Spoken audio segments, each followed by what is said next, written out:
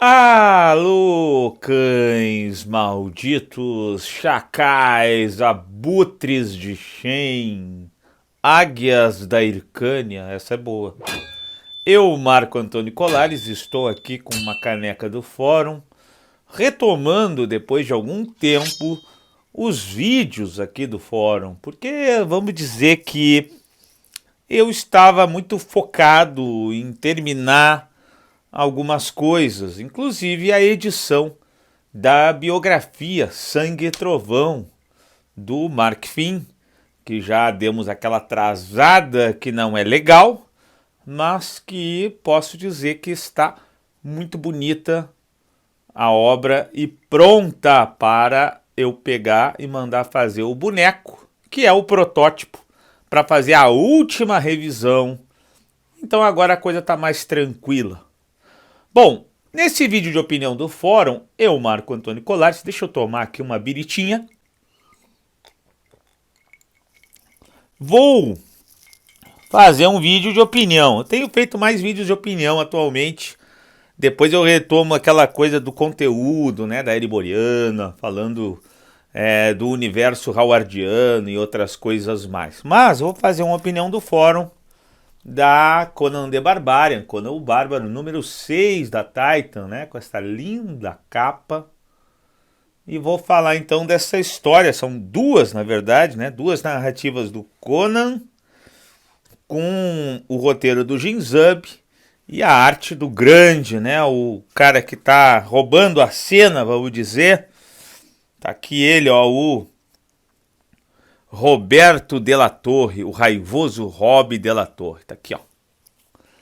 É uma arte lindíssima, que lembra muito, né, não tem como negar, o grande Big John. Bom, esta obra aqui, ela continua, né, essa narrativa, continua aquela narrativa anterior, da número 5, em que Conan foi para o passado e encontrou o Rei Khal, né, encontrou o Brule, o assassino da lança, e o Rei Khal. Posso dizer, de antemão, que o pessoal da Titan, da Heroic Signature, o Jin Zub, o Jeffrey Shanks, que ajuda eles ali na curadoria, eles pegaram diversos contos do Howard e fizeram uma espécie de mistura. Vamos dizer, pegaram um conto que está nesse livro aqui da Clock Tower, A Pedra Negra, de Blackstone, um conto de terror muito bom. Pegaram elementos desse conto. Pegaram um elemento, principalmente falando da Atlântida, aqui do ciclo do Solomon Kane. O conto, se eu não me engano, é A Lua das Caveiras, que mostra uma Atlântida muito específica. E, obviamente, que pegaram os ciclos do Rei Khal, né?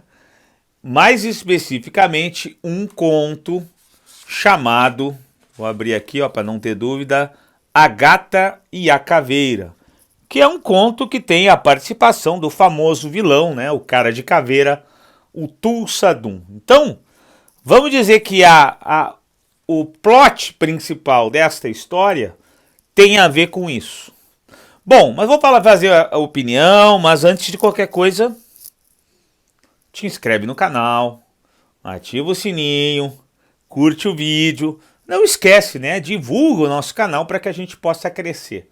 E não esquece também, antes de entrar no vídeo, que o fórum tem um Apoia-se. Apoia-se, uma vaquinha virtual, num site específico chamado Apoia-se, em que tu vai lá, procura lá no Apoia-se, ali na pesquisa, né? Procura Fórum Conan o Bárbaro e nos encontra. Encontra a nossa página no site do Apoia-se, tá? Encontra a nossa página no site do Apoia-se. E lá tu dá uma olhada nas modalidades de ajuda. 5, 10, 20, 30 reais. Modalidade de 5 reais para cima, entra no grupo do WhatsApp. Modalidade de 10 reais para cima, entra nos nossos sorteios. Muramasa, coloca ali, apoia-se aqui embaixo. Entra nos sorteios mensais, podendo ganhar, inclusive, quem sabe, um Conan the Barbarian. Tá bem? Solta a vinheta do fórum, opinião do fórum, Conan o Bárbaro número 6. Vou esquecer, hein? Até mais.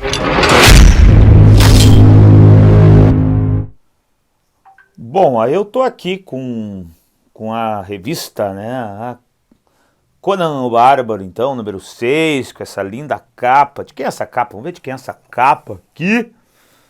Capa, arte de... Ah, Alex Horley. O cara é foda, o cara é bom. Essa aqui, que é uma capa que tá lá num livro também, lá da Titan, do Conan. Essa capa, a segunda capa aqui, que tá aqui, né? Alan Love. Bom, a primeira coisa, a arte, né? Vou ir pra cá assim, ó, mais centralizado.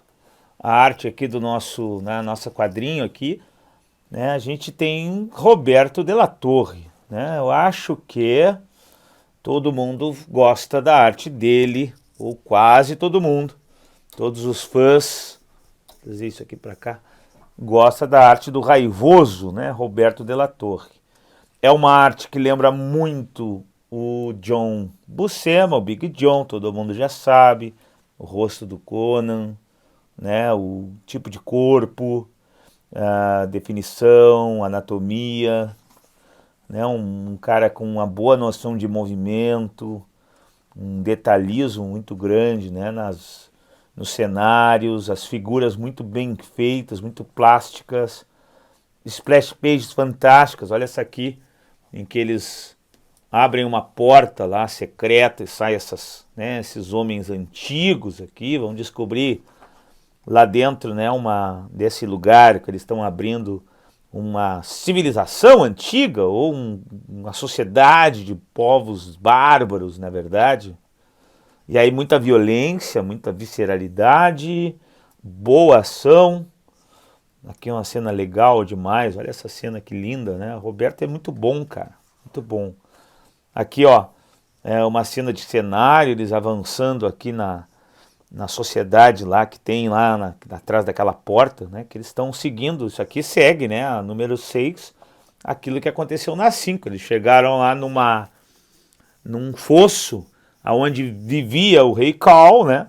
Onde ele cresceu, lá com a tribo do tigre, melhor. E então eles começaram a descer e descobriram esse lugar antigo. O Roberto de la Torre realmente é fantástico, lembra realmente, olha isso aqui, olha que legal, né? Aqui nós temos a presença do Tulsadum, olha que cena brutal, que arte bem feita, que as cores estão bem legais. Eu acho realmente que o que tem de melhor na Titan em termos de arte hoje em dia, todo mundo está dizendo isso. Uma cena, né, com aquele teor espada e feitiçaria, um cosmicismo, né? O que tem de melhor é o Roberto de la Torre. Realmente o cara é muito fera, né? O cara é muito fera. Então não tem muito o que dizer. Uma edição muito bonita. Acho difícil alguém não gostar da arte do cara. Olha essa cena aqui, aquele traço muito Buscema. Muita gente tem um estranhamento, né? Muita gente leva esse estranhamento. Afinal, pô, tô vendo aqui, o cara tá fazendo uma arte tal e qual o John, Big John e tal. Isso não é... Será não seria imitação? Não seria, né, um plágio de um outro autor? Isso, olha aqui essa cena cavalo aqui. Rodou o mundo essa cena. Caras, assim, como a gente sempre fala, né? Talvez do ponto de vista de um artista, de um editor, seja um problema. Mas do ponto de vista dos fãs, eu não estou vendo esse movimento. Eu estou vendo todo mundo, ou quase todo mundo, 99,8%, né? Inventei aqui, elogiando a arte desse cara. Então, eu acho que tem essa faca de dois gumes, talvez uma dependência da Titan em relação ao Roberto de la Torre, mas os fãs estão adorando, tá ajudando a vender os quadrinhos, então não tem como um editor não seguir com né, com essa proposta editorial, ainda que eu ache a médio prazo arriscada, mas como fã posso dizer que a arte está incrível, sem críticas aqui. Bom, e do ponto de vista da história, né? Da história. Bom, se vocês viram a número 5, o Conan foi pro passado, encontrou lá o Rei Cal estava bem loucão lá e estava sendo dominado, e aí foi até um lugar né, onde ele cresceu, lá na Atlântida, a tribo do Tigre. A história, como vocês bem sabem, é do Jim Zub. Jim Zub, como todos sabem, ele estava naquela fase do Conan da Marvel, né? Então, em alguns momentos ele foi bem criticado, mas parece realmente que ele estava muito preso aos editores, né? Parece que havia uma limitação, parece que aqui ele está mais solto. Bom, sobre o que é a história? Eles invadem então as profundezas lá onde tem aquele poço que encontraram no número 5. Antes disso tem uma lembrança do Conan conversando com o Yaikosha, né, da Torre do Elefante. Mas eles invadem, começa então a história com uma ação, eles chegam numa porta selada e quando abrem a porta lá em grupo, né, se juntam todo mundo para abrir essa porta selada, aparecem esses homens aqui e aí a história vai direto para a ação, né? Esses homens bárbaros que estavam atrás dessa porta, e aí muita violência, muita ação, muita sanguinolência, como tem que ser, como tem que ser. Uma pena, na minha opinião pessoal, que eles escolheram matar a Conan Gill, né? Aquela moça que o Conan ficou na última edição lá no barco, encontrou a moça, ficaram uma noite juntos, e novamente, né, no meio da porrada, matam a namoradinha do Conan, vamos dizer assim. Eu acho que não precisava, eu acho que, às vezes eu acho que saiu um pouco dessa coisa da moça, da mulher do Conan morrendo. Eu sei que a tragédia chama atenção e tal, o Conan ali pensando, a moça que eu fiquei, que eu conheci, e nessa jornada maldita ela acabou morrendo. Mas, cara, ficou ele, o Rei Khal, o Brule, mais um cara. Por que não podia ficar a moça, né? Ah, mas é clichê, porque logo a moça? Pô, porque é uma personagem que eles trabalharam na última edição. Eu deixaria ela viva, mas eu falo como fã, né? Como fã. Acho que essa coisa de estar sempre matando as namoradas do Conan não é legal, né? Acho que às vezes dá pra deixá-las vivas. Mas enfim, é uma escolha deles, aí tá de boa. Aí o Rei Khal chega aqui numa cripta, uma tumba. Ele tá sendo meio que guiado para esse lugar. E a gente descobre que quem guiou ele foi a espada. Olha que espada tem aqui. Espada do filme, né? Atlantis Sword, né? A espada do filme.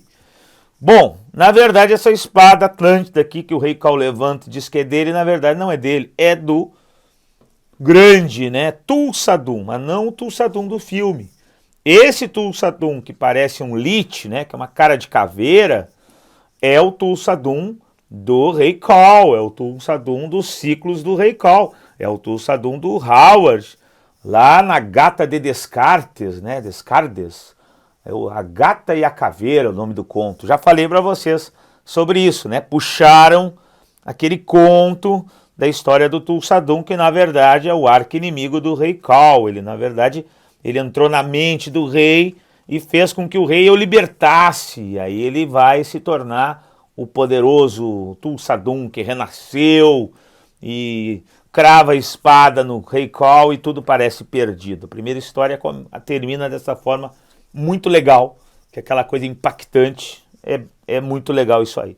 Aqui, ó, o verdadeiro Tulsadum, o texto do Jeffrey Shanks, que é o cara que faz a curadoria, falando do Tulsadum do conto, ó, A Gata e a Caveira, que está lá nos ciclos de Khal. Aí continua aqui. Aqui, chega na segunda parte, o Tulsadum vai contar sua historinha. Sempre, né, sempre bom, assim, história do Conan, a historinha do cara. Bom, tá vendo que o cara é negro aqui, ó? O cara é um Atlante, ele vivia na Atlântida, ele era vivo lá no passado.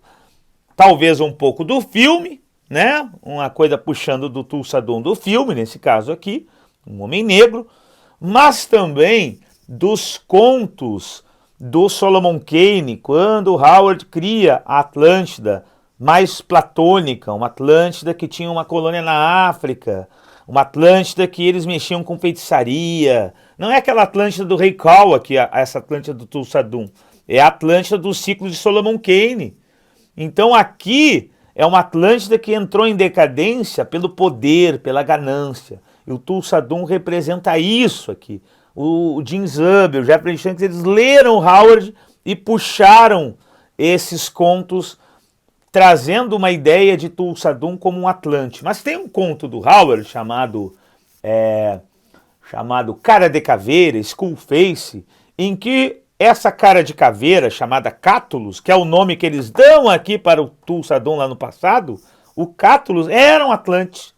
Era então uma vinculação aqui, um vínculo com o Tulsadum. Deixa em aberto que é o mesmo personagem. Os caras leram o Howard e fizeram então o dever de casa. Trouxeram esses elementos para os quadrinhos do Conan. E aí o Conan vai decidir enfrentar o Tulsadum. Interessante que o Tulsadum não vê o Conan, porque o Conan está fora do seu tempo, né? Isso é uma vantagem para ele. Bom, não vou dizer como é que é o final da história, mas eu posso dizer que é uma história em que o Conan, como tem que ser, é o verdadeiro protagonista. O Rei Cal realmente é muito, ele e o Bruley são muito coadjuvantes da história, mas não esquecendo que é uma revista do Conan o Bárbaro. Então não está errado a orientação que eles deram, e é graças ao Conan que o Tulsadum então tem o seu plano fracassado. Mas não vou deixar vocês com esse final aqui, para que comprem a edição, vale a pena. Acho que é uma edição bem legal, eu li numa tacada só, imersiva, como tem que ser. Ginzub está bem, acho que ainda tem aquela crítica, às vezes ele rebusca demais o texto e com palavras, vai lá no dicionário para dar uma dificultada, mas tem que ter recordatórias, tem que ter texto, é Conan, e ele está então, no geral, está acertando na orientação que ele está dando para as narrativas. Gostei da edição, fechou bem e vamos continuar vendo o trabalho do Conan da Titan. Até mais, malditos! É isso, malditos bárbaros da Ciméria! Essa é a opinião então sobre o Conan o Bárbaro, que fez essa miscelânea de coisas, como eu falei ali na hora da explicação, e realmente o Roberto de la Torre, ele tem feito um trabalho muito bonito e que muita gente se lembra muito do John Buscema a partir da arte dele, que realmente é um traço que lembra muito o grande Big John. E aí o pessoal, com essa nostalgia que nós temos como fãs, a gente acaba saboreando muito aquela arte que não posso negar que ela é realmente incrível, Roberto de la Torre, ele é muito talentoso nessa ideia, nessa proposta específica. E aí o Ginzub tem feito essas narrativas, Conan the Barbarian dá para isso, narrativas que tem um plot maior, que tem uma história maior, pegando elementos diferentes, de contos diferentes do criador do Conan, para criar então uma coisa nova, Pega os elementos que ele deixou e vai criando narrativas a partir daí. Pelo menos esse é o segmento que eles estão fazendo na obra. Eu acho que Conan o Bárbaro está indo bem, relativamente bem. Acho que, como eu disse no vídeo, a história realmente cativa. E eu acho então que nós temos que torcer para que outras boas histórias, continuem aparecendo, que a Panini possa trazer mais e mais títulos do Conan da Titan para a gente saborear, torcendo para o Roberto de la Torre ficar cada vez mais, porque realmente a galera gosta muito do trabalho dele. É isso, não esquece que nós temos também uma editora, nós somos um canal, uma comunidade, mas temos uma editora, é a Fantastic Hub, e a Fantastic Hub também tem o seu Conan, o Crônicas Iborianas, que nós chamamos de ANRA, para não ter nenhum problema com direito de marca. O nosso Cimério está na nossa Magazine, aqui a número 2, a número 3 está inclusive agora, iniciando essa semana, também em processo de impressão, vai ser entregue também para todo mundo. E a número 4 já está sendo produzida. Então, Fantastic Hub, coloca aqui embaixo, ou esse QR Code que tem aqui ou aqui, eu nunca lembro, Muramasa, tu coloca aí, e o pessoal vai lá e procura o nosso site e para ver os nossos produtos, as nossas produções, o nosso ANRA Cimério Nacional. É uma publicação inédita, é a primeira publicação regular do Bárbaro criado pelo Robert E. Howard, pelo Fantastic Hub, com nada mais, nada menos do que grandes artistas, começando com talvez um maior artista nacional da fantasia, do fantástico, o Mozart Couto. Inegável, qualidade extrema. Dá uma olhada então nos nossos sites, nos nossos produtos e venha conhecer o trabalho da Fantastic Hub. Nada impede que vocês sigam, e eu também, comprando e lendo o chamado Conan o Bárbaro Oficial. E também, se quiserem ver uma história que vocês gostem ou que procurem, né, se informar, uma história feita por pessoas que são fãs como vocês, deem uma olhada na nossa Crônicas Iborianas lá no site do Fantastic Hub. Tá bem?